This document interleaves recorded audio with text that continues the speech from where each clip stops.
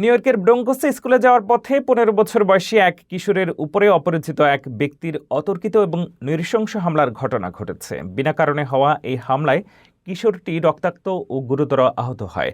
CCTV ফুটেজে সন্দেহভাজন হামলাকারীকে দেখা গেলেও পুলিশ এখনও কাউকে গ্রেফতার করতে পারেনি, যা পুরো এলাকায় তীব্র আতঙ্ক ও ক্ষোভের সৃষ্টি করেছে। যুক্তরাষ্ট্রের নিউ ইয়র্কের ব্রঙ্কোসে স্কুলে যাওয়ার পথে ১৫ বছর বয়সী এক স্কুল ছাত্রের উপরে অজ্ঞাত পরিচয়ে এক ব্যক্তির অতর্কিত হামলার ঘটনা ঘটেছে। ওয়েস্ট চেস্টার স্কোয়ার এলাকায় ঘটে যাওয়া এই ঘটনার পর থেকে পুরো এলাকায় আতঙ্ক ছড়িয়ে পড়েছে। হামলার শিকার ওই ছাত্রের মা এখন অভিযুক্তকে শনাক্ত করতে সবার সহযোগিতা চেয়েছেন। ভুক্তভোগী কিশোর এলিজা প্রতিদিনের মতোই সকালে হেঁটে স্কুলে যাচ্ছিল।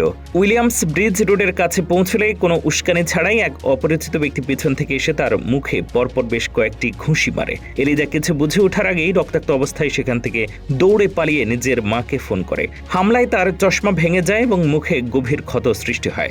পরবর্তীতে সিসিটিভি ফুটেজে সন্দেহভাজন হামলাকারীকে এলাকা ছেড়ে পালিয়ে যেতে দেখা যায়। এলিজার মা এমিলিয়ান মন্টেস সামাজিক যোগাযোগ মাধ্যমে সেই ছবি শেয়ার করলে অন্য এক নারী দাবি করেন যে পরদিনই একই ব্যক্তি তার উপরে হামলা চালিয়েছিল। ঘটনার পর থেকে প্রচণ্ড ট্রমার মধ্যে কিশোর এলিজা। তার মা জানান, এই ঘটনার পর থেকে তার ছেলে একা রাস্তায় বের হতে ভয় পাচ্ছে।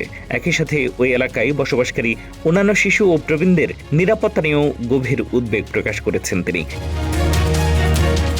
নিউ ইয়র্ক পুলিশ বা NYPD ঘটনাটির তদন্ত শুরু করলেও এখন পর্যন্ত কাউকে গ্রেফতার করতে পারেনি। পুলিশ স্থানীয় বাসিন্দাদের কোনো তথ্য থাকলে তাদের সহায়তার আহ্বান জানিয়েছে।